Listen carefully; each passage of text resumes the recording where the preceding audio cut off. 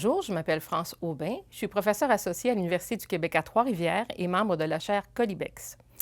Je travaille sur la liberté d'expression et sur le droit du public à l'information et donc tout particulièrement, je travaille sur le lancement d'alerte.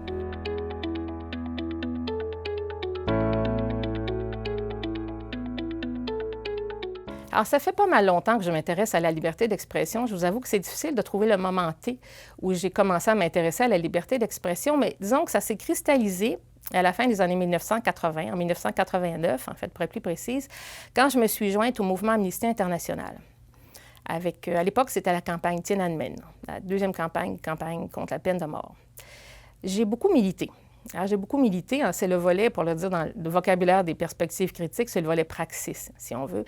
J'ai beaucoup milité, ça veut dire que j'ai écrit beaucoup de lettres pour les prisonniers d'opinion, pour les prisonniers politiques. J'ai rédigé beaucoup de communiqués pour les médias, j'ai tenu beaucoup de stands d'information pour rencontrer le public, pour expliquer les droits qui étaient en cause, pour inviter le public à participer aux pressions, à écrire des lettres aussi.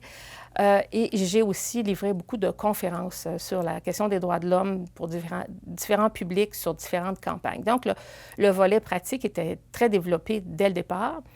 Mais en même temps, je dirais même avant de démarrer mon groupe d'Amnesty International, j'ai commencé à lire sur la théorie des droits de l'homme et ça m'a vraiment fascinée. De mémoire, le premier texte que j'ai lu sur les droits de l'homme, c'est un texte qui portait sur le schisme des droits de l'homme. Et ça m'avait beaucoup impressionné parce qu'à l'époque, je pensais que les droits de l'homme, c'était un grand tout consensuel, universel, ce qui n'est évidemment pas le cas.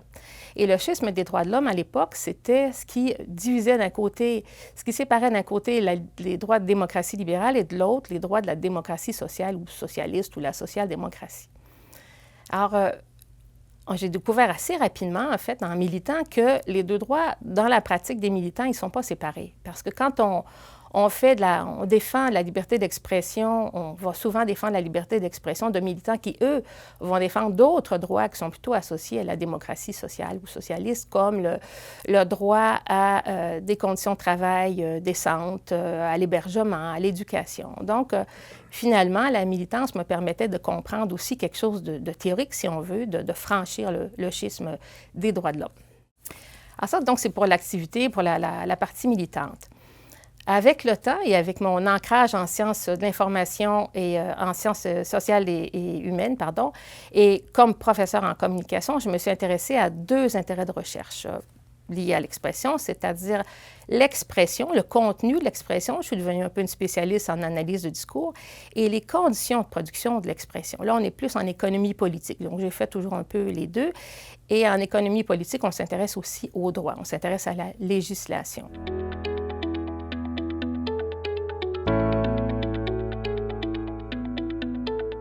Les enjeux de la liberté d'expression, les enjeux contemporains, ils sont très nombreux. Hein? Malheureusement, ils sont très nombreux. Et plutôt que de les pondérer, ce que je préfère dire aujourd'hui, c'est que je profite du fait que j'ai cessé d'enseigner, donc j'ai pris ma retraite de l'enseignement pour me consacrer à un seul enjeu, donc le droit du public à l'information. Mais je tiens à préciser, au cas où j'aurais de mes étudiants qui m'écouteraient, de mes anciens étudiants, que les enjeux que je leur ai enseignés, hein, les enjeux sur la concentration de la propriété des médias ou maintenant on dit des industries de la communication et de la culture, la régulation des plateformes, le droit à la vie privée, la question du droit d'auteur, le désordre informationnel, hein, la désinformation, information, malinformation, propagande, profilage, etc. Tout ça, ce sont des enjeux encore très importants. C'est juste qu'aujourd'hui, à ce moment-ci de ma carrière, je me consacre uniquement au droit du public à l'information. Je tiens à préciser pour les gens qui ne verraient peut-être pas le lien entre la liberté d'expression et le droit du public à l'information que dans certaines décisions, certaines définitions juridiques et certaines décisions aussi, dans certaines définitions juridiques de la liberté d'expression, on englobe le droit du public à l'information. Au Québec et au Canada, dans la Charte canadienne, dans la Charte québécoise, ce n'est pas le cas. Hein? Le droit du public à l'information, il figure seulement dans la Charte québécoise. Mais dans les décisions de la Cour suprême, donc dans la jurisprudence, on reconnaît l'importance de la liberté de presse à la démocratie. On dit que la démocratie, elle a absolument besoin de la liberté de presse.